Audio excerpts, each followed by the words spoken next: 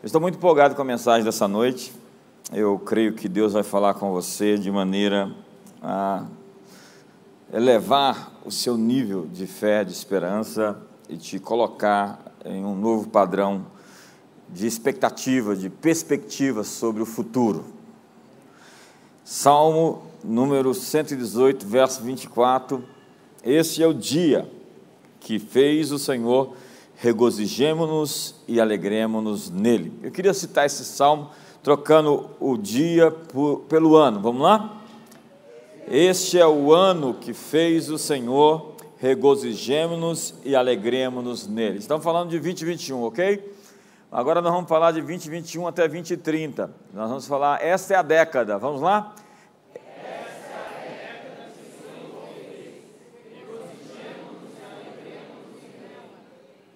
É isso aí. Eu espero que você acorde cada dia do ano com essa expectativa de que nós vamos celebrar cada dia, cada ano, cada momento, de maneira a fazer valer a nossa existência nesse mundo. Há muitas pessoas que só passam pelo mundo. Elas são incapazes de deixar a sua marca, de fazer a diferença, de construir algo que permaneça como um legado, mesmo após a sua morte. E eu estou muito empolgado, porque eu estou vendo o futuro. E você consegue chegar onde você vê. Eu quero falar hoje sobre visão perfeita, eu quero falar sobre olhos da esperança.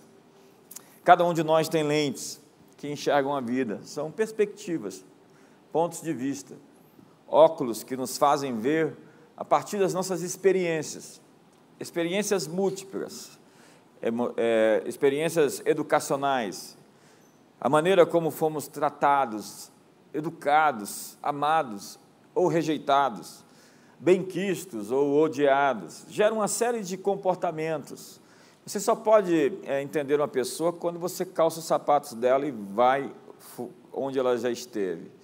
Quando você conhece a história de alguém, você consegue compreender alguns comportamentos. Então, esta é a hora de limpar os seus olhos, esta é a hora de corrigir a sua visão, de ajustar a sua perspectiva.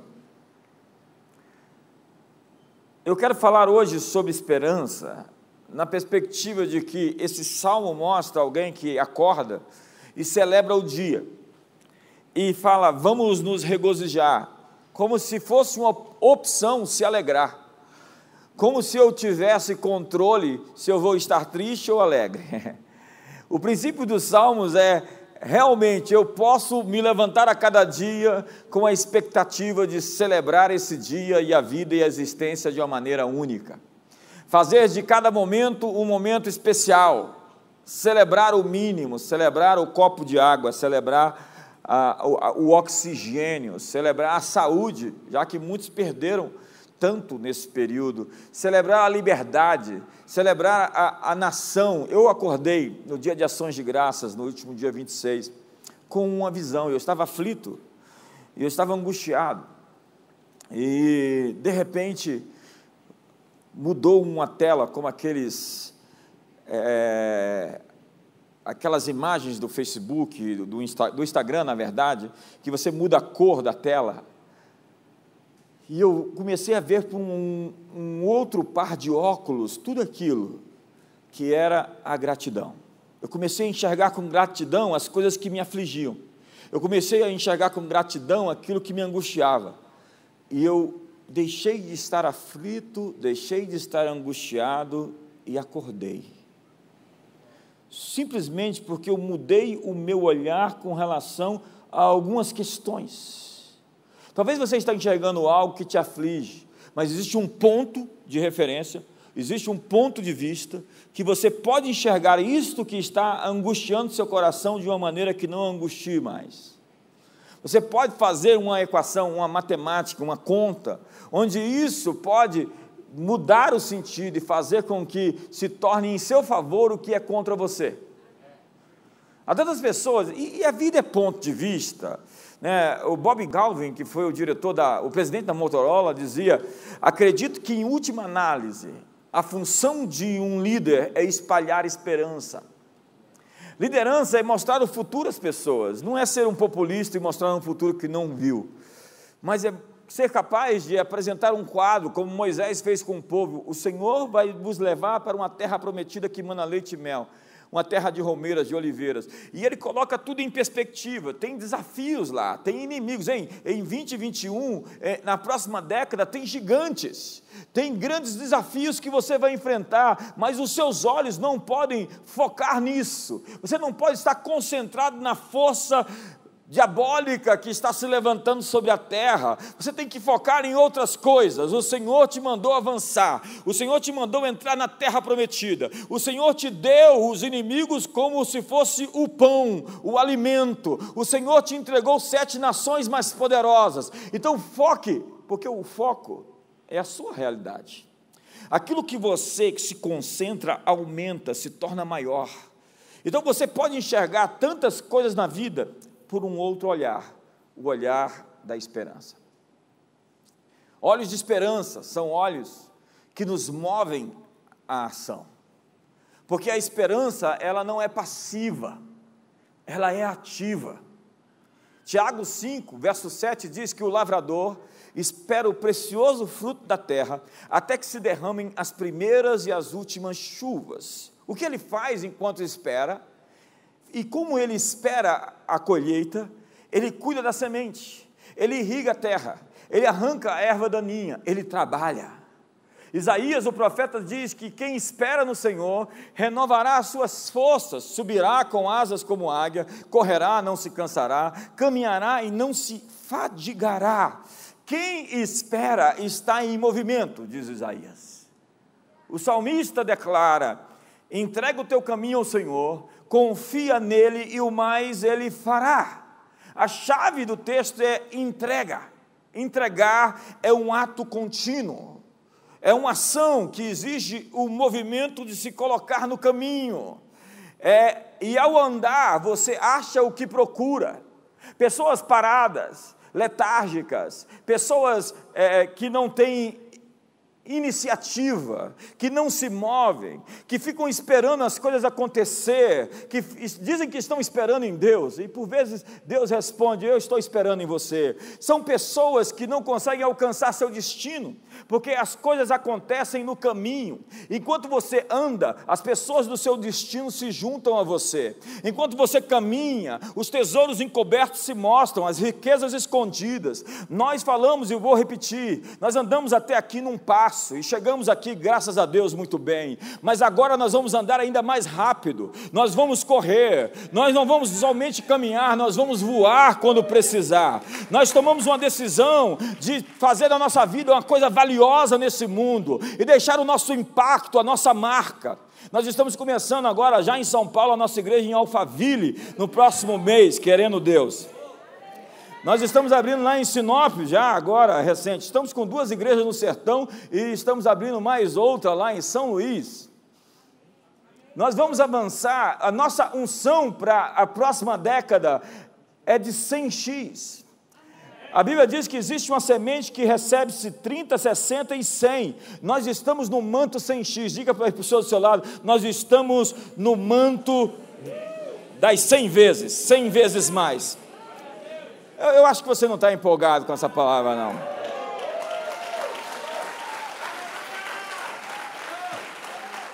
E vou lhe falar, nada disso é fácil fazer, porque exige de nós um desafio. Nós estamos desafiados, nós estamos esticados. Mas porque nós resolvemos andar, e à medida que andamos, encontramos o que procuramos. E ainda que a estrada seja cheia de curvas, de tráfego, de acidentes de percurso, Deus está dizendo: simplesmente siga.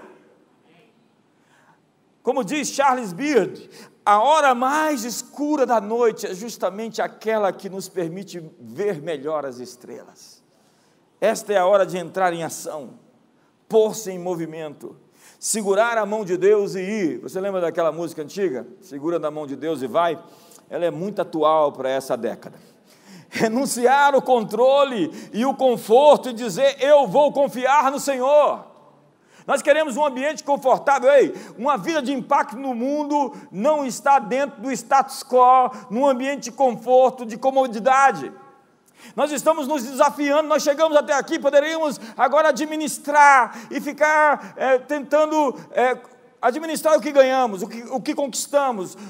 Vamos ficar aqui no CIA mesmo, vamos reunir, aqui já tem muita gente, muito legal ficar por aqui, a gente já é feliz e alegre com as coisas que Deus está fazendo, tão legal, está fluindo. Não, nós vamos expandir, nós vamos crescer, nós vamos multiplicar, nós vamos invadir o mundo com o evangelho do reino de Deus. As nações nos esperam, porque esperam o esperado das nações, que é Jesus. Não, você não está empolgado, definitivamente.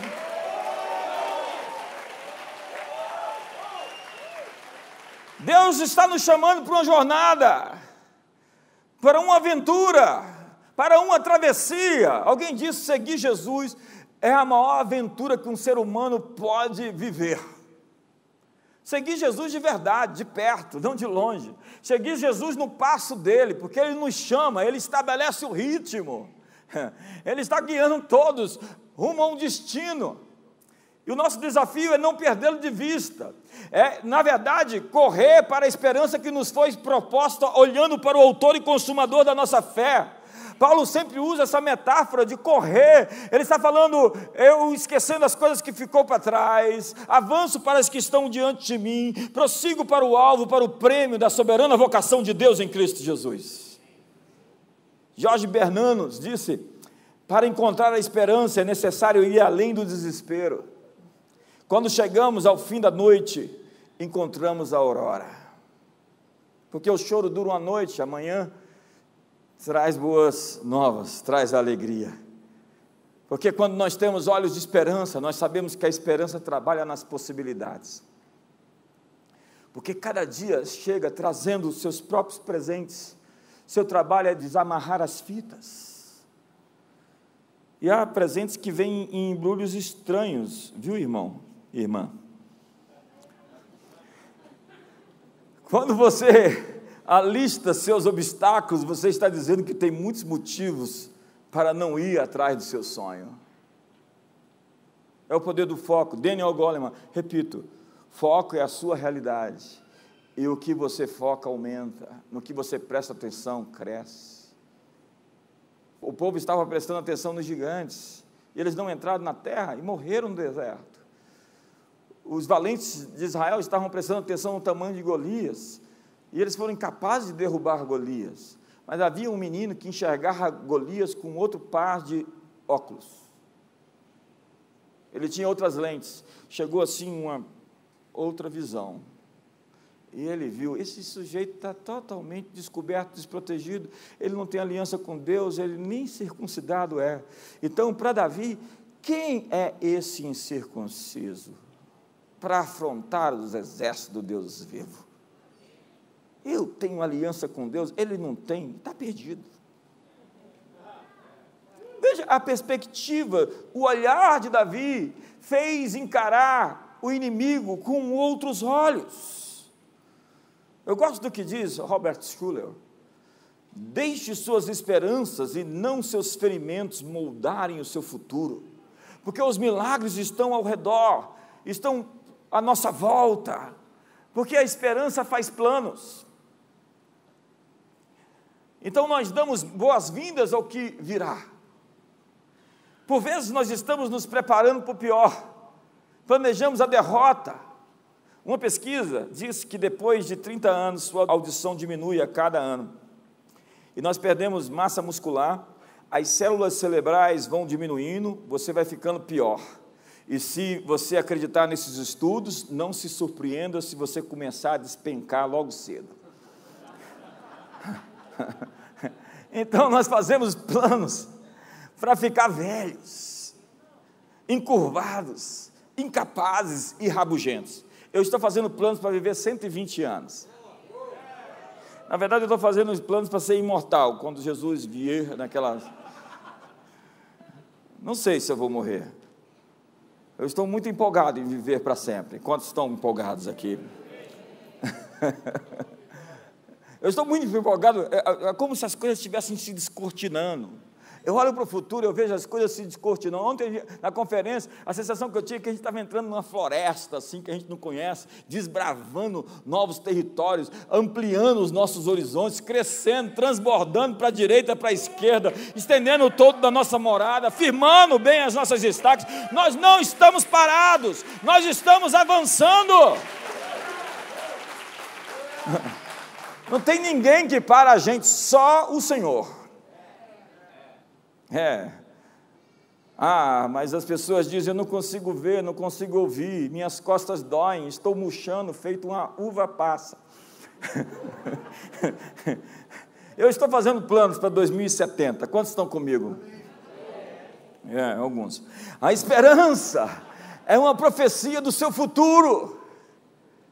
Eu vi agora, os médicos israelenses agora descobriram, estão tentando inverter o processo de envelhecimento.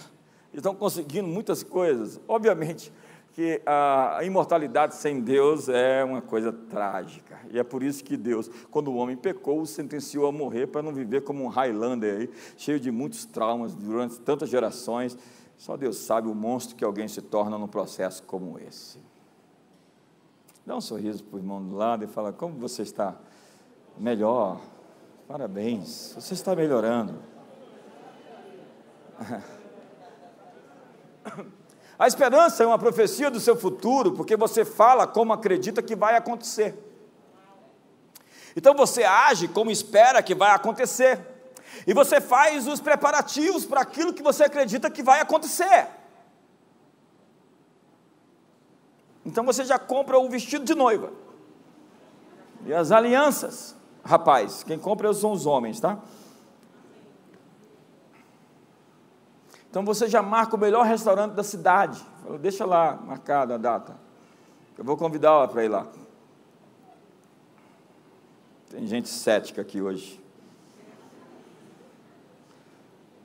A esperança é ajustar as suas ações, as suas expectativas. É fazer um test drive com o carro que você gostaria de comprar.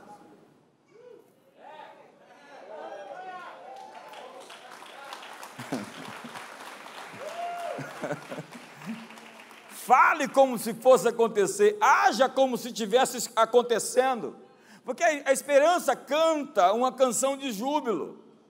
Então mantenha no seu coração um louvor e não uma murmuração, por favor.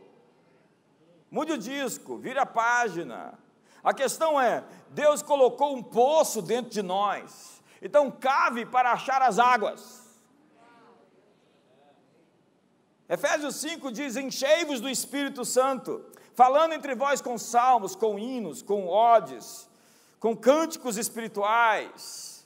Continue cantando a música que Deus colocou no seu coração. Nós temos que continuamente ser cheios de Deus. As pessoas não têm entusiasmo porque elas estão secas do Espírito Santo. Pessoas cheias do Espírito Santo são entusiasmadas, são poderosas. O Espírito Santo nos dá uma ousadia para fazer coisas que naturalmente... Lembra do Pedro? O Pedro negou Jesus diante de uma escrava. E depois, cheio do Espírito Santo, ele olhou para os fariseus, para aquela grande multidão e disse, vocês mataram o autor da vida. Cadê o Pedro medroso que se escondia, que negou Jesus 3 vezes? Ele está dizendo agora com o dedo em riste, vocês mataram quem criou a vida de vocês, quem trouxe vocês à existência. É 2 retratos, 2 fotografias que parecem ser de 2 personagens diferentes. Ser cheio do Espírito Santo não é uma experiência única, é uma experiência contínua. Nós temos que ser cheios do Espírito Santo.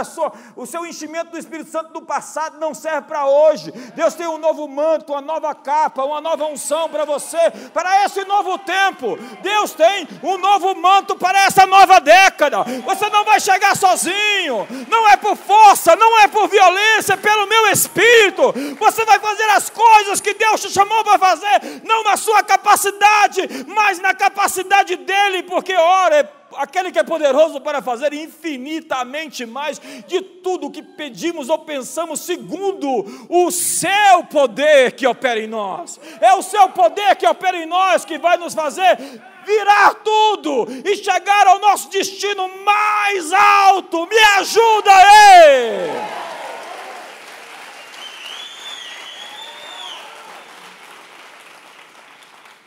Então, a esperança reinterpreta o passado. Ela dá um novo significado aos acontecimentos da sua vida. Lembra do par de lentes? Da cor. Como é que chama aquela cor lá que muda? O filtro. Tem umas mulheres que têm um filtro rosa. Olha para o céu, olha que coisa rosa. O céu é azul, senhora. José, lembra de José? Ele chega para os irmãos e fala assim: vocês não entenderam tudo que eu vivi. As coisas trágicas que me aconteceram foi para a preservação da vida que eu estou aqui. Deus me trouxe para o Egito na caravana dos ismaelitas. Que coisa mais horrível pensar que o menino foi sequestrado, vendido como escravo, virou uma coisa, um objeto lá no mercado de escravos das Agoras, e estava ali logo depois, na casa de Potifar, sendo tentado pela mulher do patrão, e depois, porque resistiu à tentação, ainda foi mais injustiçado, jogado no calabouço, na cadeia. Ele diz: tudo isso aconteceu, porque Deus me queria do lado do palácio de Faraó, porque eu tinha uma entrevista marcada antes da fundação do mundo com aquele sujeito, porque o mundo ia passar 7 anos de fome, e eu tinha uma estratégia de 7 anos de prosperidade para levar a cabo, e fazer com que todos fossem preservados. Para a preservação da vida é que eu estou até aqui. Diga comigo: para a preservação da vida é que eu estou aqui. Existe um propósito para a sua dor não será perdida. Deus tem um ministério aberto para cada ferida fechada.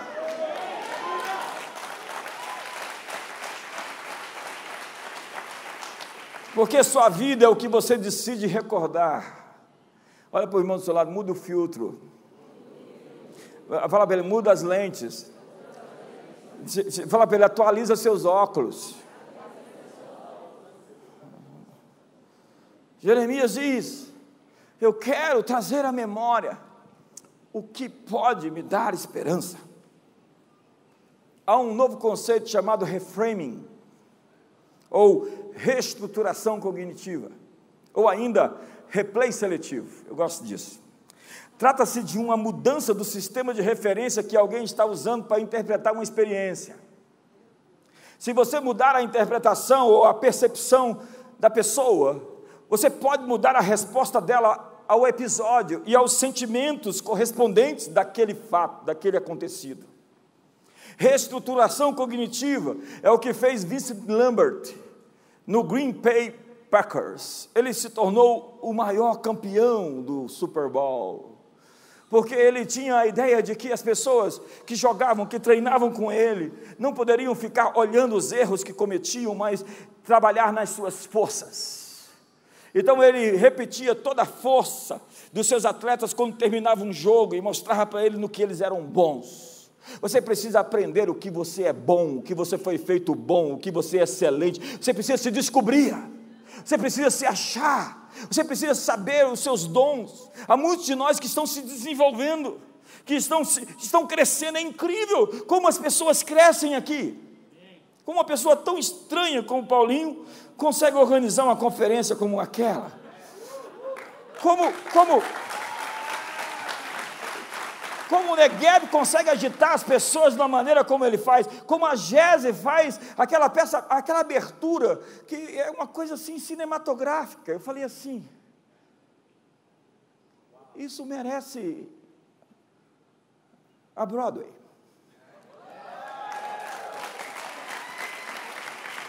Sabe, tanta gente fantástica crescendo, enquanto alguns estão aí entortando, murchando, porque não abraçaram o seu chamado, estão reticentes, estão com medo. Ei, a sua vida começa do outro lado da esquina do medo.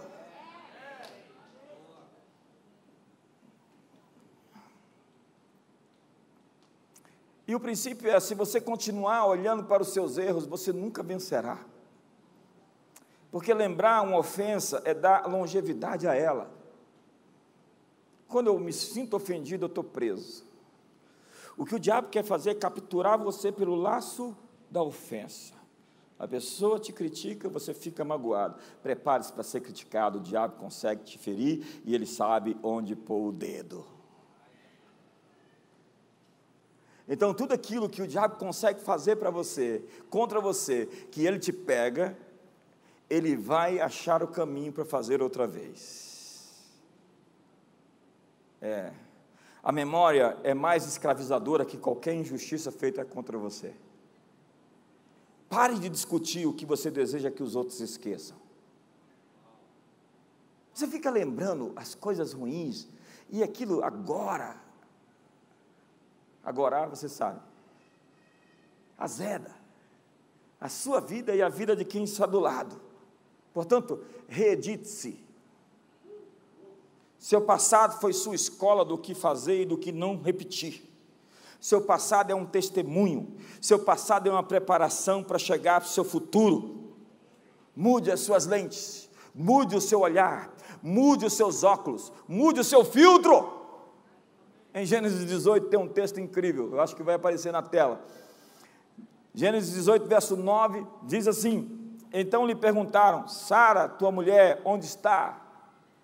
Ela respondeu, está aí na tenda.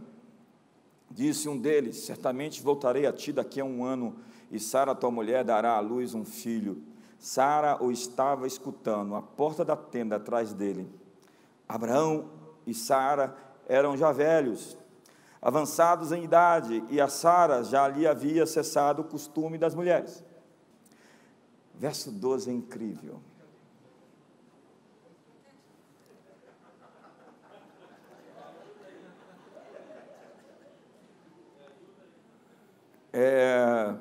Riu-se, pois, Sara, riu-se no seu íntimo, dizendo consigo mesma, depois de velha e velho também o meu Senhor, terei ainda prazer. Olha o que ela estava pensando.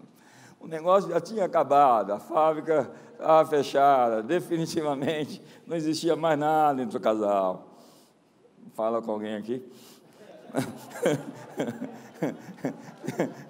Disse o Senhor a Abraão, o Senhor, que está a palavra Senhor aqui, ele trabalhou, porque se riu Sara, dizendo, será verdade que ainda darei a luz, sendo velha?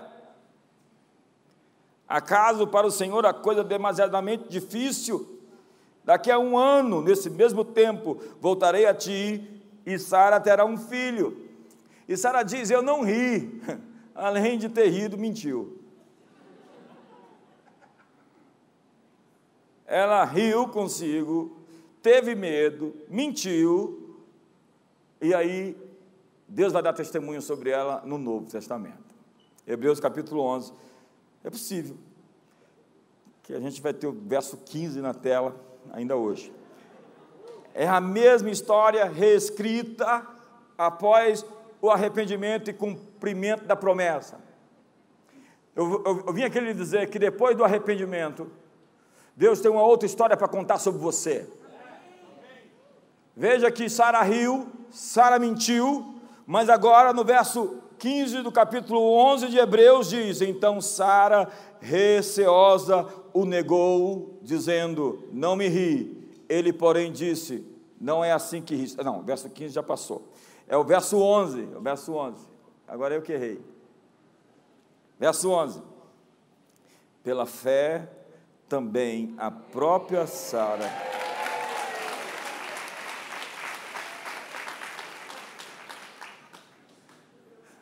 eu conheço um pregador que fala assim, eu vou fazer de você a ilustração da minha mensagem.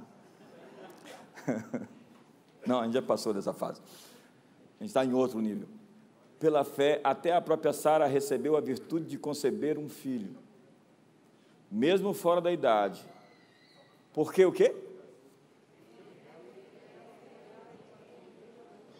Ela teve por fiel aquele que havia feito a promessa. Eu não vi esse texto aqui no texto anterior. Eu vi uma mulher que mentiu e riu. E agora disse que é uma mulher que teve por fiel aquele que fez a promessa. A lembrança de Deus sobre a vida de Sara é do arrependimento.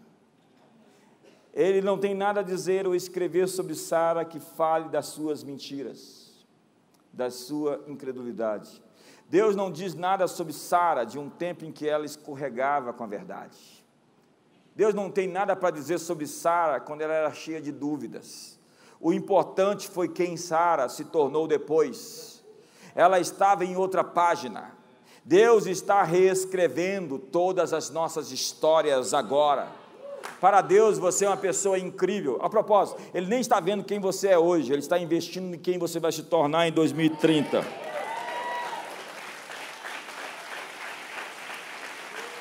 Ele está com um olhar para você em 2030, dizendo, olha quem eu fiz ele se tornar nesse tempo, esses 10 anos, como eu mudei, aprimorei, aperfeiçoei, o tornei melhor, gigante, poderoso, cheio do Espírito Santo. Capture, portanto, seus melhores momentos, reedite suas memórias, faça o replay seletivo das suas lembranças. Você não pode vencer se ficar mirando naquilo que deu errado. Eu conheço gente que tem um olhar para ver tudo que está errado. Eu não sei, mas você nunca vai trabalhar para nós. Arrume outro lugar para trabalhar. Porque aqui nós temos uma lógica. Se você encontrou um problema, ele é seu. Resolva-o. Dá um sorriso para o irmão do lado, fala, está tenso aqui hoje. O fracasso, e a propósito, ninguém também vai querer trabalhar para você. O fracasso é uma experiência de aprendizagem, não é uma identidade. Deus não mede você com base em seus momentos mais baixos, Ele lhe mede com o seu alto chamado. Sua maior fraqueza é a sua força mais exagerada. A esperança é uma ativação da fé. Jesus disse, faça conforme a sua fé. Você sabe o que Ele está dizendo? Invente o seu futuro. Ele sai nas suas mãos, com limites, obviamente, da minha soberania.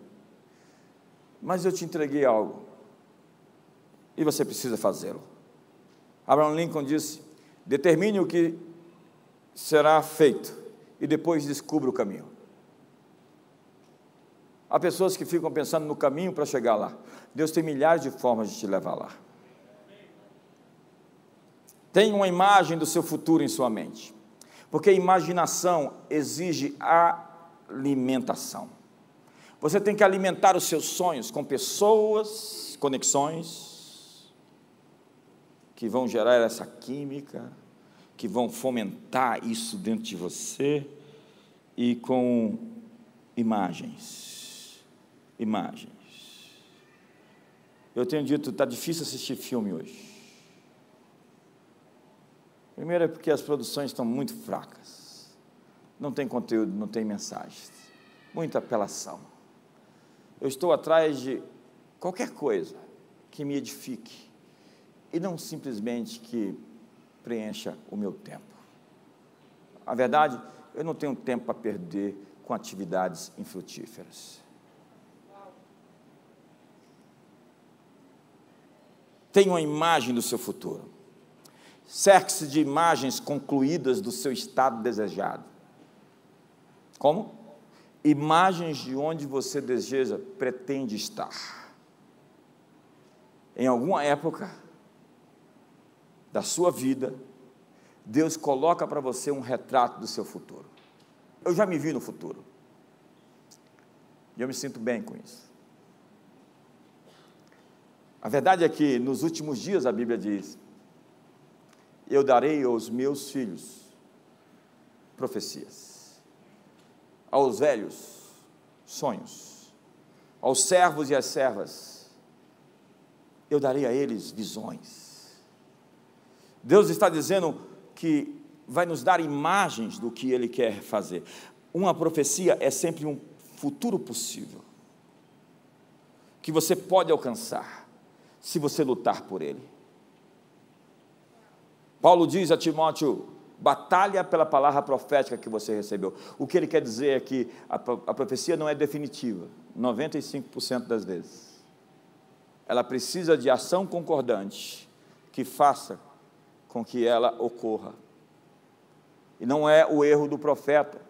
Obviamente que Deus vai dizer algumas coisas que está consumado, não tem mudança.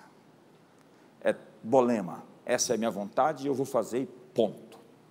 Mas tem telema, que é, faça-se a tua vontade aqui na terra como no céu, significa que se Deus está pedindo para que nós oremos, que a vontade dele seja feita na terra, como no céu, obviamente ela não está acontecendo como deveria. Não é a vontade de Deus que as coisas aconteçam como acontecem. Então Deus quer alinhamento do planeta Terra com Ele. A ideia é que Deus quer parceiros para que a sua vontade se cumpra. Transforme a sua mente, renove a sua mente, para experimentar qual seja a boa, agradável e perfeita vontade. Você nunca vai experimentar a vontade de Deus enquanto sua mente for oca.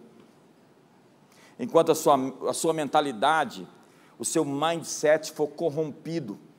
Enquanto você não renovar a sua maneira de crer. Enquanto o seu sistema de crenças estiver infestado de vírus, de cavalos de Troia, de demônios que fizeram você acreditar em coisas que sabotam você todos os dias. Você precisa de uma imagem que captura a sua atenção e determina os seus sentimentos que você cultivará. Repito, seu foco é a sua realidade, e o que você alimentar vai crescer. Se você alimenta a sensualidade, você vai ficar comprometido no seu coração.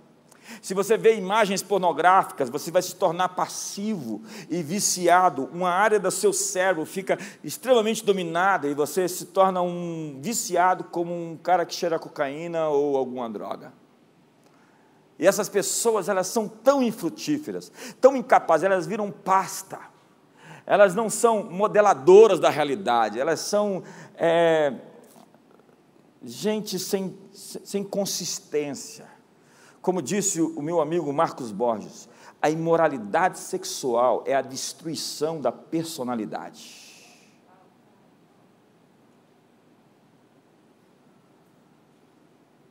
E aí as pessoas querem pôr para fora seus bichos.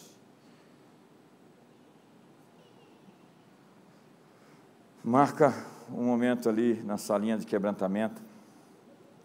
Tem um quarto escuro, a gente coloca 2 lutadores de jiu-jitsu lá. É a sala do amasso barro. Você sai de lá humilde. Se seu marido estiver muito orgulhoso, a gente tem esse expediente. É uma brincadeira, mas eu quero dizer, você precisa de quebrantamento. Você precisa de libertação. Você precisa de um toque de Deus. Você precisa ser cheio do Espírito Santo.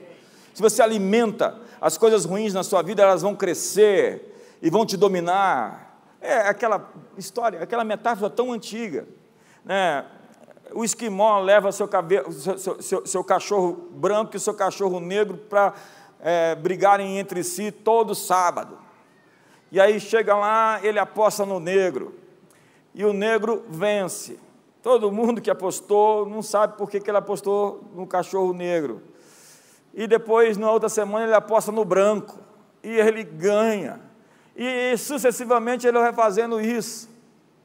Aí, no final, quando os cachorros estavam velhos, as pessoas perguntaram, o que você fazia para ganhar sempre? Ele é fácil. Quando eu ia apostar no branco, eu deixava o negro com fome. E alimentava bem o branco. E ia apostar no outro, vice-versa. Aquele que eu alimentar vai vencer. A Bíblia diz que existe uma luta interior entre você sobre as coisas de Deus e as coisas da sua natureza inferior. Quem você alimentar vai vencer. Está didático? Está fácil. Portanto, alimente o seu futuro. Dê alimento ao seu futuro. Porque o propósito da imaginação é viajar para o seu futuro. Foi o pastor Dito que perguntou para o Evan McManus, como será o futuro? Você é um futurista. Ele disse, quais futuros? Porque se você resolver divorciar da sua esposa, você vai ter um futuro. Se você não divorciar, você vai ter um outro futuro. Se você resolver servir a Deus de verdade, você vai ter um futuro. Se você ficar esse crente rocambole, mais ou menos, você vai ter um outro futuro. Se você desistir, você tem um futuro. Se você avançar e persistir, você vai ter outro futuro. Suas escolhas vão definir que tipo de colheita você vai ter para a próxima década. 30, 60 e 100. Eu quero 100, estou investindo em 100. Na verdade, o que eu estou querendo agora é 110.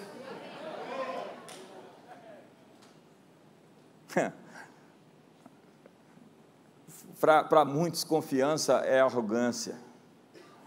Para muitos, o seu filtro mental é religioso demais. E você tem que ir ali fazer uma cirurgia cerebral, mudar as sinapses, alterar seu sistema de crenças. E é uma coisa complicada, porque está muito escondido. Algumas pessoas, quando encaram algumas situações, aquilo que está dentro delas vem à mostra. É o Pedro tão autoconfiante que dizia, nunca te negarei, nunca te negarei. Jesus disse, você nunca passou pela situação que você vai passar e não sabe o covarde que existe em você. Então ele chegou no momento e negou Jesus. E aí agora Jesus falou, você confiou demais em si mesmo, confiou na sua carne, mas com o meu espírito, você pode todas as coisas, porque eu te fortaleço. Quando você confia em mim, você tem a força para virar as situações e passar de fase. Não é confiar em si, é confiar em Deus. Obviamente que você precisa confiar em si com determinados limites. Autoconfiança é diferente de autossuficiência. Veja, Deus está olhando para Abraão e desafiando ele a ver. Por vezes ele diz, perceba, olhe, contemple. Você vai encontrar muitas vezes essa passagem na Bíblia. Ele fala para você, levanta a sua cabeça e olha, muda o seu olhar.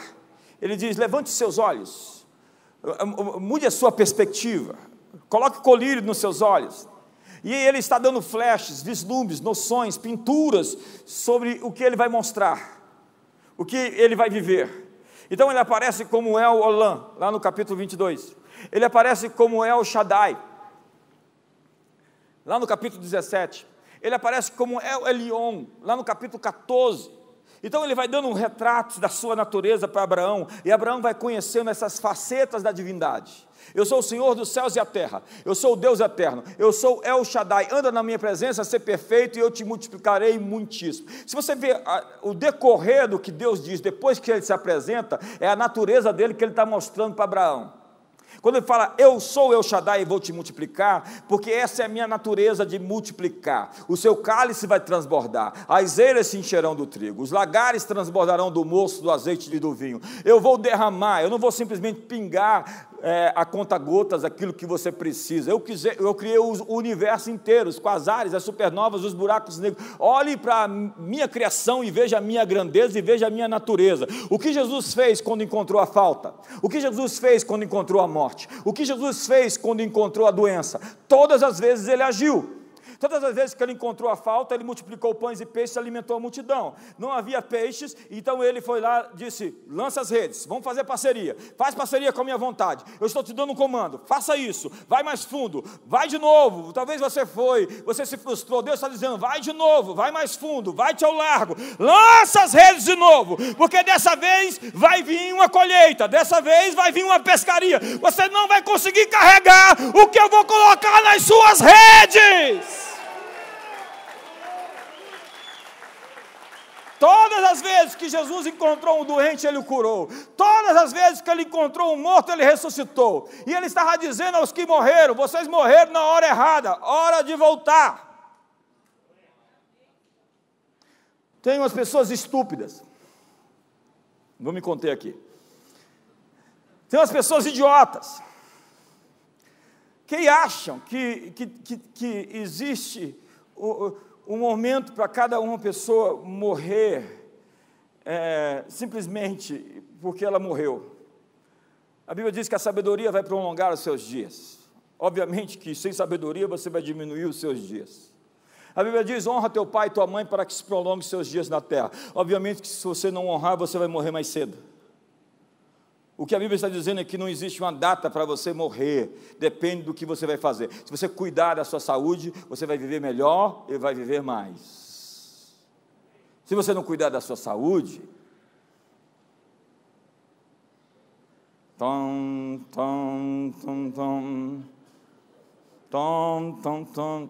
não quero te assombrar. Quero sim, quero você correndo lá no Parque da Cidade amanhã. Porque se você morrer, eu vou casar sua esposa com outro.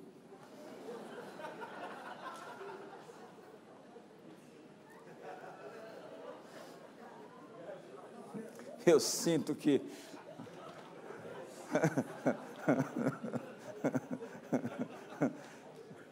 É brincadeira, irmão, brincadeira. A gente vai chorar muito. Mas depois a gente vai esquecer.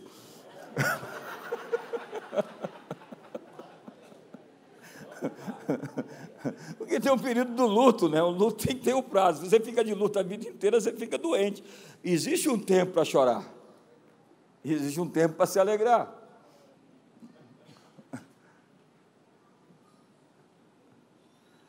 Eu sei, para os religiosos eu sou espaçoso demais. A verdade é que eu sou livre.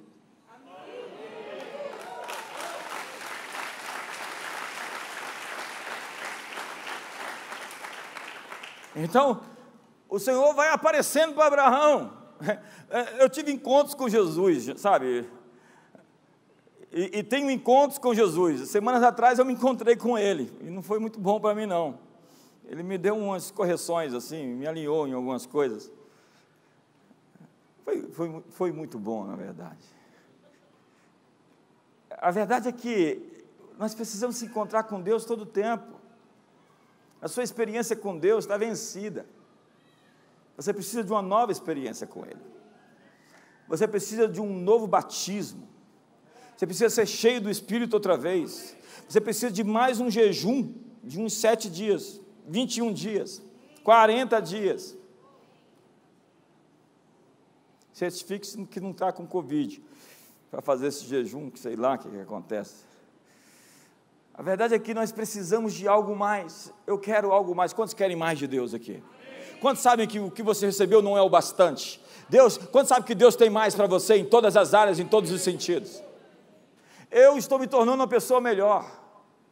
Não que eu haja alcançado, mas eu gosto mais de mim hoje do que há 10 anos atrás. Eu me vejo melhor, eu estou mais sábio do que antigamente era, e com menos cabelos. Tem uns irmãos aí que apareceram cheios de cabelo, eu não sei o que eles fizeram. Há um negócio agora de irmão cabeludo aí. Falei, cara, apareceu aqui, o que aconteceu? É incrível esse negócio. Diz que agora ser careca é opcional. Falaram para mim esses dias, o médico disse, é opcional. Opcional. Se eu fazer aqui de cabelo, não sei como é que vai ser, meu.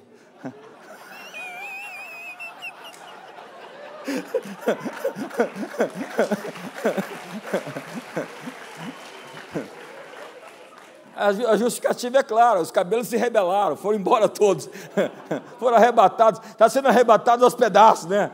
De pouquinho, o arrebatamento já está acontecendo, ele é processual. Então o Senhor aparece a Abraão em cada quadro, em um processo de somatização visual. Somatização visual. Existe uma sequência no processo de inteligência dentro de nós, que começa com sensação, que é a informação, percepção, informação que foi entendida, memória, informação entendida e armazenada, pensamento, reflexão sobre o tema ou o assunto. Sai daqui, vem para aqui, para o córtex, começa a reflexão. E imaginação, que é quando a informação se torna imagem. Você já, do nada, teve uma imagem de algo? Eu tenho constantemente isso dos dois lados. E a sabedoria está em discernir qual é a fonte de sonhos. Tem gente que sonha e acha que foi Deus quem deu. Existem 3 fontes nesse caso. Aquela feijoada,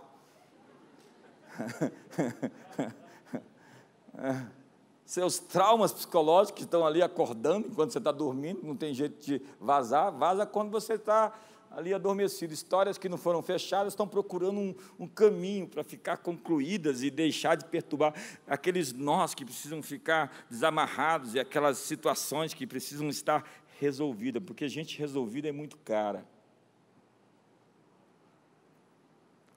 E, obviamente, o diabo e Deus, né? Sonhos podem vir de diversas fontes. E estúpido é aquele que sonha e acha que só Deus dá sonhos. Eu tenho acostumado a tratar pessoas com terrores noturnos, pesadelos, invasões demoníacas no descanso. A boa notícia é que Jesus veio ao mundo para destruir as obras de Satanás. E você pode ser livre, se você quiser. Provérbios 4 diz, verso 20.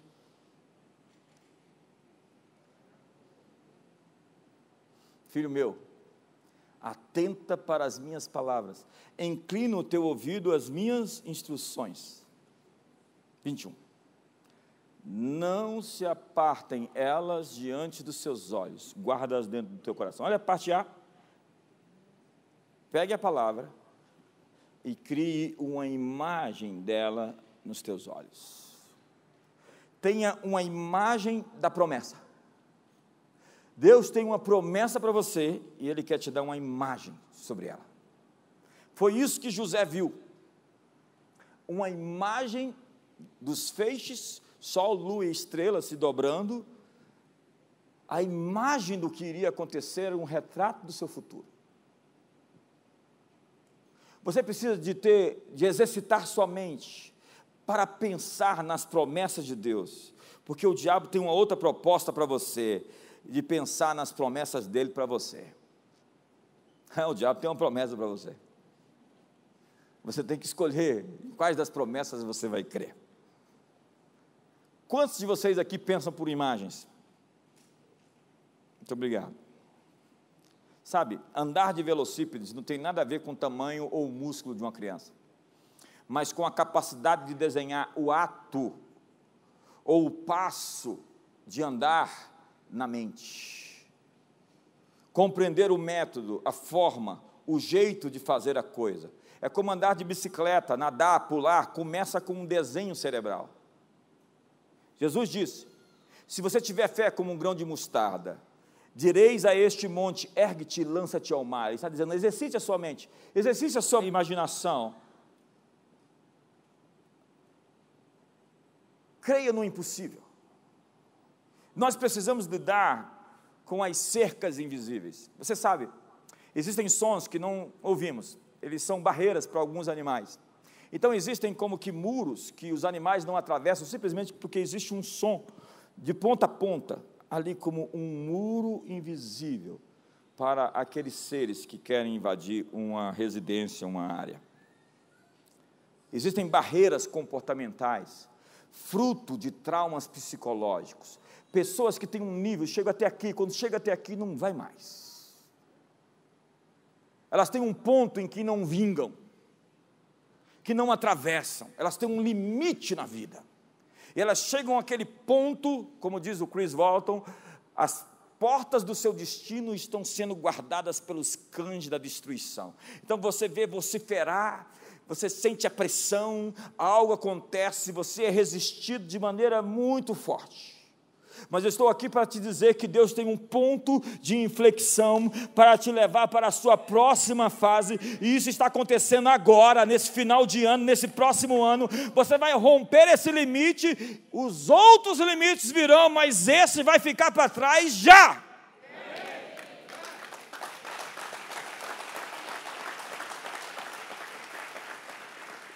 É como o elefante bebê na Índia. Na Índia eles pegam um elefante bebê e eles amarram o elefante bebê num tronco forte, com a corda forte, e o elefante bebê, ele é selvagem, né? Eu recebi uma profecia de que eu era como um cavalo selvagem, correndo na praia, lá na Califórnia, e agora a gente está lá no Ipca Hall.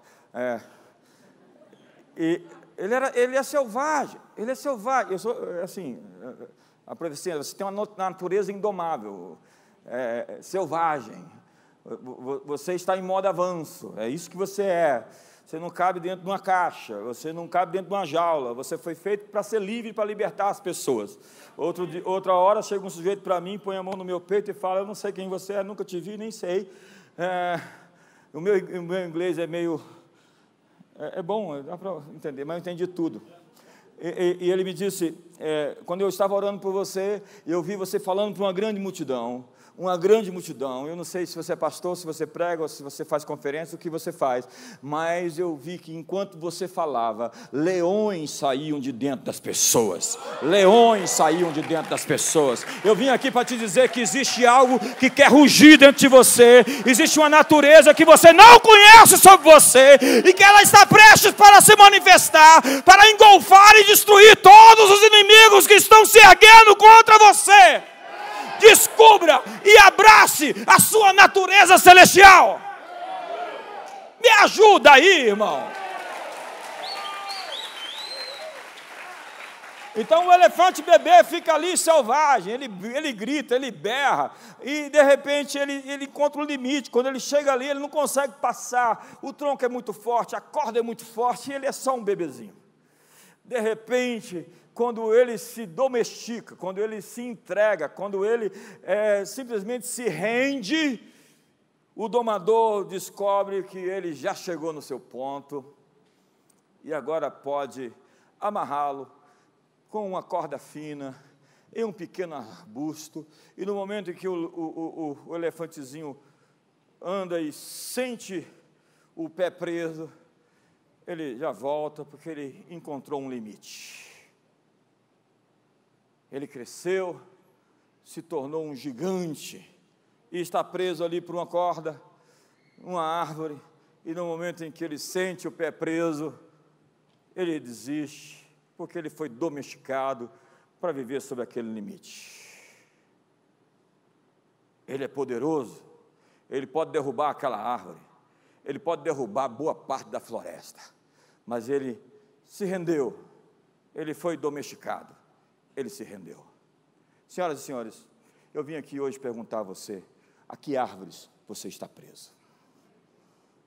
Quais são os limites que você estabeleceu para você mesmo, que você aceitou como condição de vida, e vim aqui lhe desafiar? Há uma força dentro de você para romper com todas essas amarras e alcançar o seu próximo nível, a sua próxima etapa, o seu próximo tempo, a sua próxima estação. Deus está empurrando todos nós. Tudo isso que aconteceu esse ano é um empurrão de Deus para uma vida profunda, uma vida poderosa, uma vida sem medo, uma vida de resgate, uma vida de influência, de inspiração. Deus está nos chamando para algo muito maior do que nós jamais pensamos que era possível viver.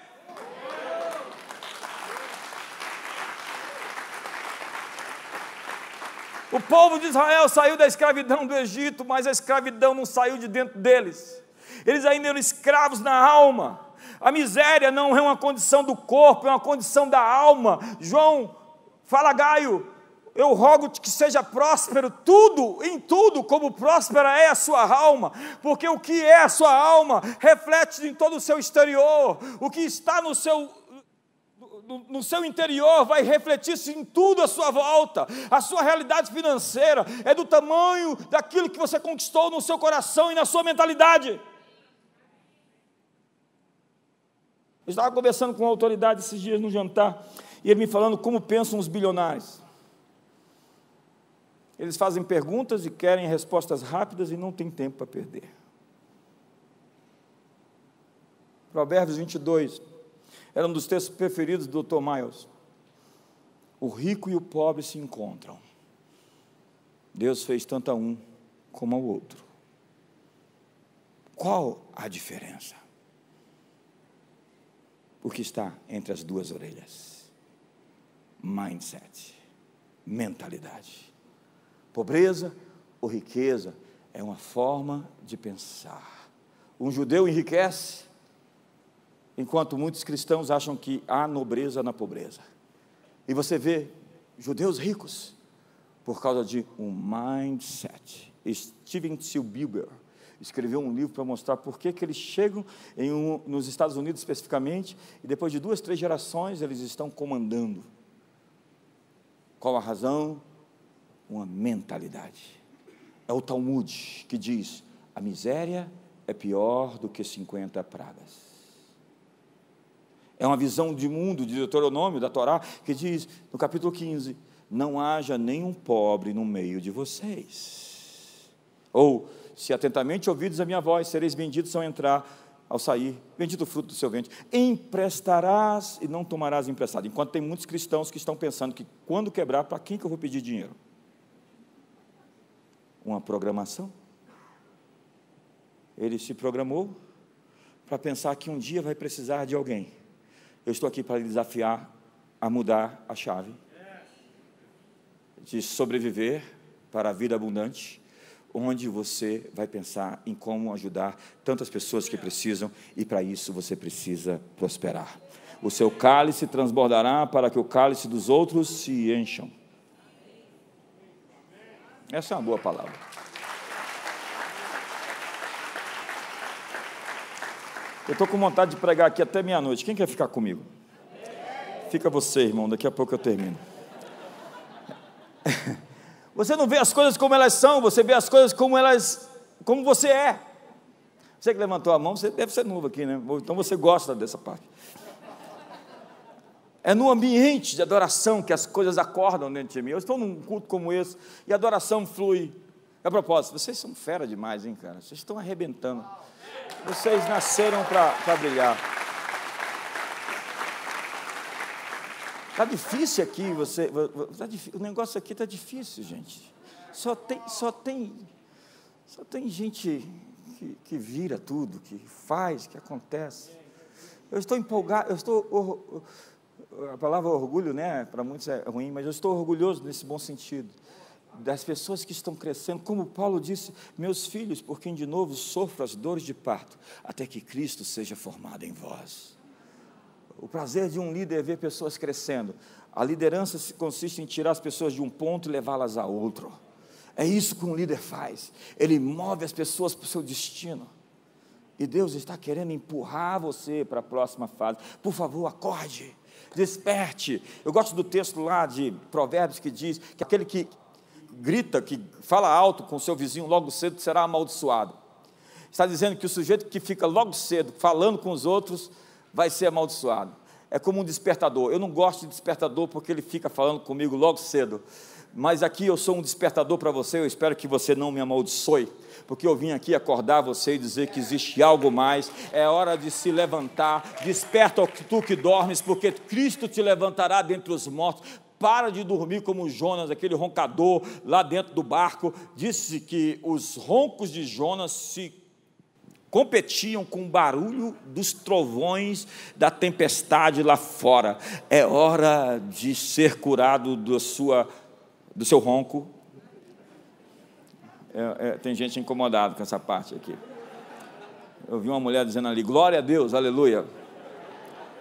O Jonas era o roncador. Tem jeito de resolver isso, tá, irmão? Eu sei que eu estou botando a ferida hoje muito séria, a coisa que aqui está bem íntima, né? Bem particular, bem pessoal. Eu falei de tantas coisas, inclusive do ronco. Bill Johnson diz que nós sempre refletimos a natureza do mundo que estamos mais conscientes. Eu tenho preocupação com o sujeito que tem muita consciência com a escuridão, com as trevas, com o diabo, com Satanás. Você está com encosto.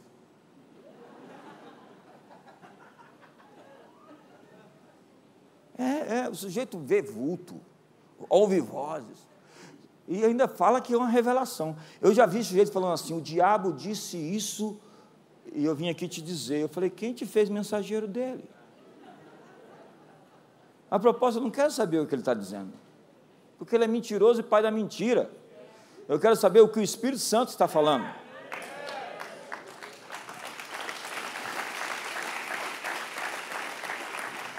Está sério aqui hoje. Quando Adão e Eva caíram, eles caíram da perspectiva de Deus da realidade. Eles começaram a enxergar a realidade por um outro filtro, com um outro óculos. Adão estava escondido de trás das árvores. Como é que você se esconde do Todo-Poderoso, do onipresente Deus? Porque tive medo, me escondi quando ouvi a tua voz. Então a voz de Deus agora virou assombro. Quem fica fugindo de Deus, quando ouve Deus falar, já treme, fala, ih, tem que correr. Ei, Jonas, para de correr. Eu não sei por que eu estou falando de Jonas aqui, mas tem um Jonas aqui, eu acho que tem uns 4 ou 5. Estão fugindo de Deus. Olha, a barriga do peixe é ruim demais. Eu acho que você precisa ser vomitado de lá. E é uma decisão que você vai ter que tomar, de sair daqui e dizer, eu vou fazer a vontade de Deus, custe o que custar, eu vou agir segundo a vontade de Deus, eu vou parar de ser rebelde e de fugir, porque somente os rebeldes habitam em terra estéril, diz o Salmo 68. E aí você não sabe porque algumas pessoas são estéreis, elas são infrutíferas, tudo está ruim para ela, mas você não sabe que o coração dele é um reclamão. Ele nem expressa isso na sua frente, mas ele vive ranzinza com Deus e lutando contra Deus e tentando fazer uma queda de braço com o Todo-Poderoso. Você vai perder. Acredite, eu já fiz bico para Deus. Estou chateado. Acredite, não funcionou. A vida ficou pior. Eu me senti mais distante, porque Deus não aceita esse expediente. É necessário que os que se aproximam de Deus tenham um coração grato. A adoração é a linguagem que comove o coração do Pai. Entrega, sacrifício, rendimento. Dizer para Ele, haja o que houver, eu estou aqui, não vou mudar. Sou teu para sempre e vou te adorar em qualquer circunstância. Então eu vou terminar. Ah, nada, foi fraco esse ano. Então eu vou terminar. Você está querendo que eu termine ali atrás? Eu vi você querendo assistir o Fantástico, né? Os gols da rodada. Tem isso ainda? Eu não sei, tem? Ninguém quer se expor aqui. Ninguém assiste o Fantástico. Ninguém nem sabe o que é gol da rodada. Ninguém nem sabe o que é futebol aqui. Sabe, Deus nos diz que há esperança para cada pessoa e para cada situação que encontramos. Portanto, não rebaixe o padrão da Bíblia para o seu nível de experiência. Eleve a sua experiência para o padrão da Bíblia. Nossos problemas são oportunidades para ver o quão grande é o nosso Deus. E o primeiro passo da guerra espiritual é levar cativo todo pensamento à obediência de Cristo. Porque o medo é a fé no inimigo, é a fé no reino inferior, é estar sob a perspectiva de Satanás. O medo é a fé no Deus errado. E a maneira de silenciar o medo é dar atenção à sua fé. Porque a fé vem pelo ouvir e o medo também. Pelo ouvir a palavra de Deus. É engraçado, ontem eu estava ali num momento de relaxamento, e o diabo me chamou para conversar com ele. Os pensamentos, as ideias, assim, eu falei, não estou disponível, não. Aí fechei a porta, mandei ele embora, falei assim, aqui não. De vez em quando ele vem conversar com você? Ah, vem. E se você disser que não, é porque vocês já estão tão íntimos, você nem percebe mais que a conversa está rolando assim, numa profundidade. Eu fico assim, de antena ligada, né? Até quando eu durmo, de vez em quando vem assim, aquelas imagens, eu falo, calma aí, não é isso não, estou fora. A fé é a prova das coisas que se não veem. A promessa de Deus e não as circunstâncias são a nossa prova para o que realmente é a verdade. Nós não negamos fatos em nossas vidas, mas podemos escolher se concentrar na realidade mais elevada da verdade de Deus. Como diz o salmista, eleva os meus olhos para os montes. Ele está dizendo, eu mudei o meu olhar. E há tantas expressões bíblicas sobre esse exercício mental, e que começa no físico, você sabe. Faça um exercício comigo aí, levante os seus olhos, vamos lá. O que você vê? Mude o seu olhar para essa situação. Mude o seu olhar para essa pessoa, vocês vão se tornar amigos de novo. Mude o seu olhar para essa circunstância, olhe com gratidão. Esses dias eu comecei a exercitar minha mente para olhar com gratidão algumas pessoas que foram tão ingratas. Tão ingratas. E eu deixei de ficar pensando nelas, ou eu estava no teste ou na tentação de ficar preso pela ofensa. E quando eu aceito a ofensa, eu fico prisioneiro de algo. E o diabo conseguiu um lugar, uma posição avançada dentro do meu sistema de crenças. Alguém em casa? Posso continuar pregando? Vocês estão comigo? Querem ir embora assistir a novela mexicana?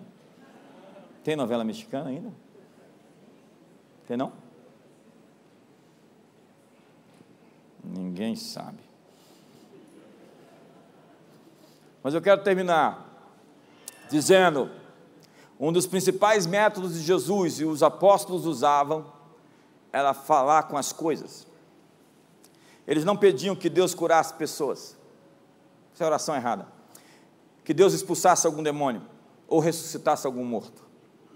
Eles falavam aos corpos. Eles falavam contra os demônios. Eles falavam ao vento. Jesus até encorajou a falar com as montanhas. Assim como Jesus falou para o vento, eu digo: a paz esteja ainda em minha mente, emoções, corpo e família. Eu falo para todos os montes de desânimo, de depressão, de estresse, de falta, e digo: levantem-se, lancem-se ao mar, em nome de Jesus. Então você precisa de uma imagem da promessa, e tem tantas promessas.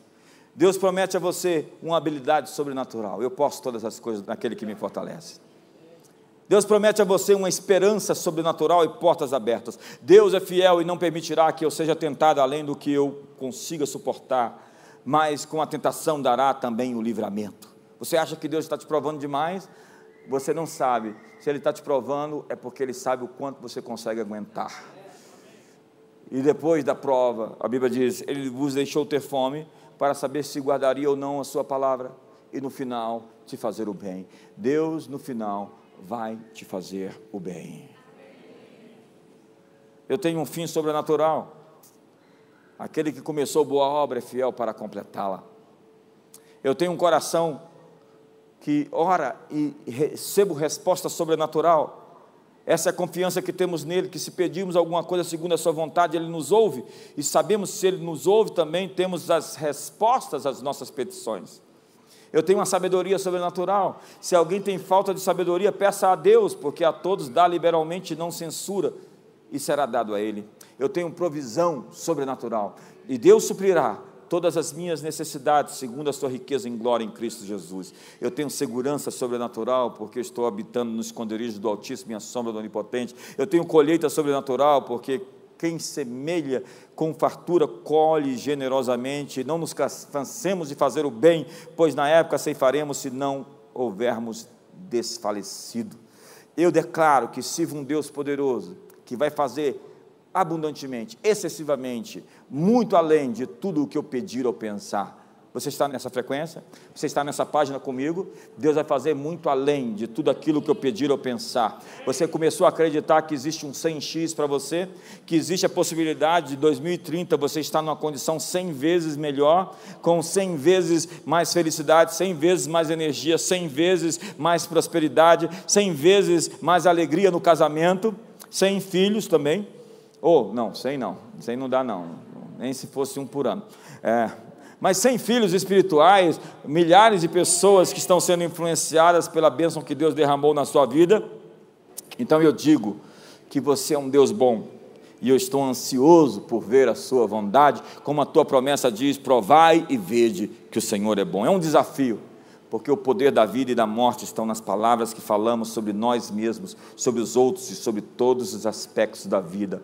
É hora de se levantar e ser um agente de transformação, e não ficar acomodando, esperando as coisas acontecer, como se não dependesse de você. Eu vim aqui para te dizer: você é o responsável. Se der certo ou errado, chame para si a responsabilidade. Assista esse e mais conteúdos exclusivos somente no CN Play. Acesse agora www.cnplay.com.br.